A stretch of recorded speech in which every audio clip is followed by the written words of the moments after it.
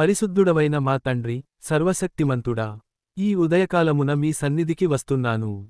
దేవా, ఈ లోకపు ఆశలు, ఆలోచనలు మరియు ఒత్తిడి నా మనస్సును చుట్టుముడుతున్నాయి. మీ వాక్యము సెలవిస్తున్నట్లుగా, మీరు ఈ లోక మర్యాదను అనుసరింపక, ఉత్తమమును, అనుకూలమునునై ఉన్న దేవుని చిత్తమేదో పరీక్షించి తెలిసికొనునట్లు, మీ మనస్సు మారి నూతనమగుట వలన రూపాంతరము పొందుడి అని నేను వేడుకుంటున్నాను.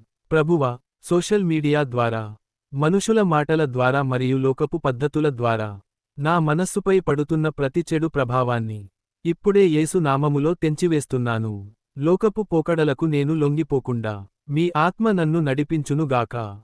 నా మనస్సును మీ పరిశుద్ధాత్మతో నింపండి. ఏవి సత్యమైనవో, ఏవి రమ్యమైనవో, ఏవి పుణ్యమైనవో వాటి మీదనే నా ధ్యానము ఉండేలా సహాయం చేయండి. వ్యర్థమైన ఆలోచనలను నా నుండి దూరం చేయండి.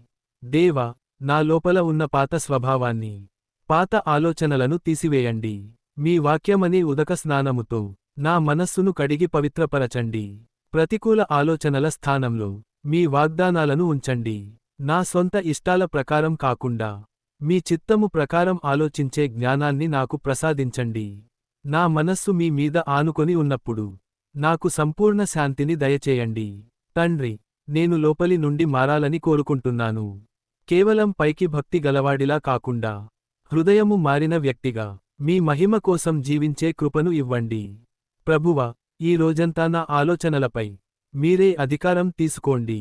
నేను చూసేవి, వినేవి మరియు ఆలోచించేవి మీకు ఇష్టమైనవిగా ఉండనివ్వండి. యేసు అతి పరిశుద్ధ నామములో ప్రార్థిస్తున్నాను తండ్రి. ఆమేన్. ఎవని మనస్సు నీమీద ఆనుకొనునో వానిని నీవు పూర్ణశాంతి గలవానిగా కాపాడుదువు.